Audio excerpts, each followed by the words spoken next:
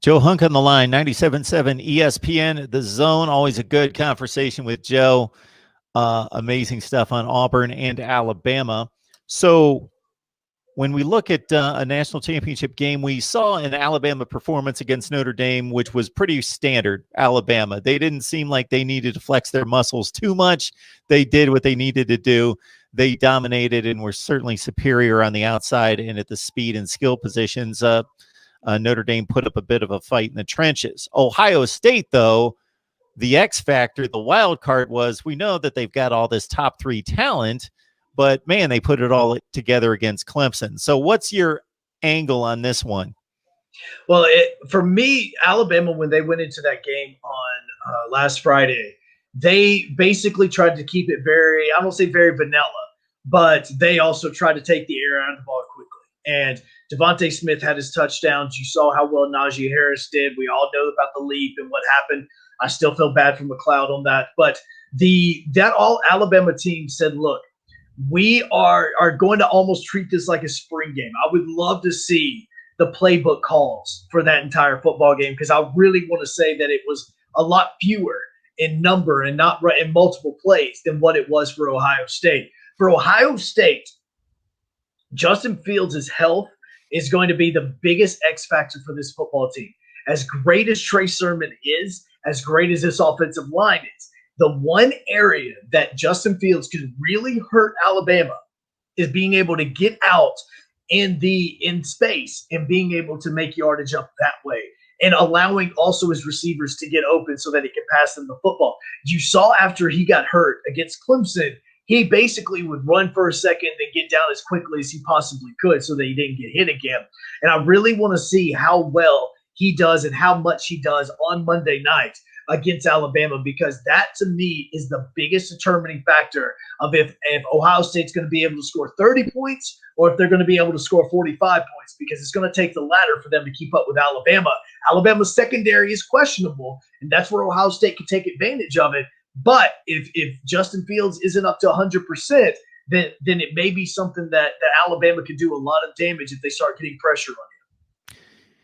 And to Alabama fans who haven't picked up on this one yet, Ohio State's secondary is questionable. They're almost mirror images of each other with great wide receiver play, although Alabama's is in like another stratosphere. But Ohio State, great wide receiver play, tremendous tight ends, great quarterbacks. It's just across the line. We saw what Ohio State did to Clemson on both line of scrimmages. It was just devastating.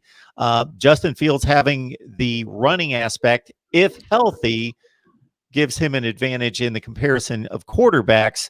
But I am going to be shocked if you're not picking Alabama to win. So I'll phrase the question this way, Joe. How do you think the matchup shakes out? What kind of game is this going to be? An epic classic, or is Alabama just too good? No, this is going to be a fantastic football game, and I think it's going to be a close football game even in the fourth quarter, because the reason why people didn't want Ohio State in the college football playoff and in the national championship game has nothing to do with their ability. They are an extremely talented football team that honestly in college football, they are the only ones that can rival Alabama right now, as long as Clemson's having its health issues. But especially like Justin Ross and those players for Clemson that's not playing there, that had nothing to do with it. It was the lack of football games, the fact they play 1 week off the next, play 1 week off the next, play 1 week off the next.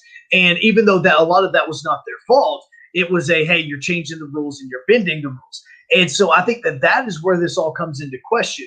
Is the part of this for Alabama is, are they going to be able to stop Justin Fields and going to be able to slow down Trey Sermon? Because Ohio State does have tremendous receivers. Olave is a tremendous wide receiver that can really take that top off of Alabama's secondary speed, especially if he's going up against Josh Jobe. So I want to see if that's where they're going to take advantage of this. If Justin Fields can start completing passes, that's when now you're going to see if Trey Sermon's going to take over on the running game. Look, as far as Alabama winning, yes, I do believe they're going to win because they're the more talented team. I also believe that they're the more motivated football team, because I've been listening to a lot of podcasts and a lot of stuff happening in the state of Ohio.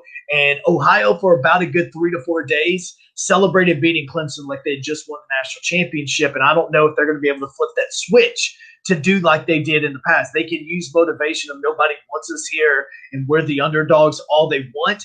But Alabama and these football players that came back, Najee Harris, Devontae Smith, all of those, they all came back for a purpose, and that is to end this. And that Alex Leatherwood is another one. So that's the reason why they came back. I do think Alabama's the more motivated football team. I do think they're going to win. I wouldn't be shocked, though, if this is absolutely inside of that number of 8.5 that we're looking at it being around right now, because this could come down to the last minute or two, and Alabama may be up by 3 points or something, and they could just kick a field goal and make Ohio State drive the length of the field, or they could put a touchdown in late where Ohio State can't come back. I do feel like this is going to be a great football game all the way up until the very end. It could be a classic. And Joe, for those people that are into the historical, the name brands, the narrative, big picture, I don't think you can get two programs together on the same football field that have more cachet, because Clemson, Alabama has been that postseason rivalry that's been developed over the last 5 years, but Clemson doesn't have the history that Ohio State. If you look at the current landscape of college football and combine it with the historical, these are the two juggernauts historically. Oh, absolutely. And it goes back to the same reason why Kentucky and Duke hate each other. It's about national championships. And it's always about, hey, it's not about who we're playing in our conference. It's about when we get to the Final Four, we're about to play somebody else. And if it's Kentucky and Duke, it's going to be crazy. You also look at, the history of the two teams whenever they actually played each other. And, I don't think this is a motivating factor for the players on the field. And honestly, with as much turnover as Saban has had in the last decade, I don't even think anybody that coached for Alabama in that 2014 game is even on the staff anymore, except for Nick Saban. So I think that is more of a motivation for fans and for people that call into the radio show, and that because they want revenge for what happened in New Orleans when Ohio State went on to win the national championship with Ezekiel Elliott. That's also the reason why you're hearing that Ezekiel Elliott comparison with Trey Sermon, is because he's had that football season kind of like Ezekiel Elliott did back in 2014, where he came on late and he had a major game in the Big Ten championship game, had a major game in the semifinals, and now this is where you are. And even going into the national championship game, Ezekiel Elliott had another great game there. So I think that in the history of the two teams, the other one is Notre Dame, and Alabama already disposed of them. And honestly, unlike Ohio State, Notre Dame just isn't there yet when it comes to the bodies on the football fields and the playmakers that they need to take that next step. They're a tremendous football team, but Ian Book isn't a game changer. He's a game maker, and you saw it against North Carolina earlier in the year, but he's not a game changer, and he didn't have the it factor the way that Alabama had not one, two, they had three it factors on that team. If Notre Dame can recruit that way, they're doing it physically, but now they need the game changers. Ohio State has that. They have Justin Fields. They have Trey Sermon. They have Olave.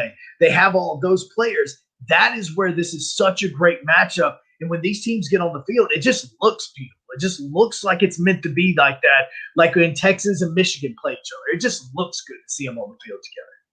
Yeah. It looks like an NFL game because they're all going to be in the NFL. That's absolutely right. And all these players are going to be in the NFL. It just may not be next year or the year after, but they're going to be in the NFL because that's all these two teams produce is NFL talent.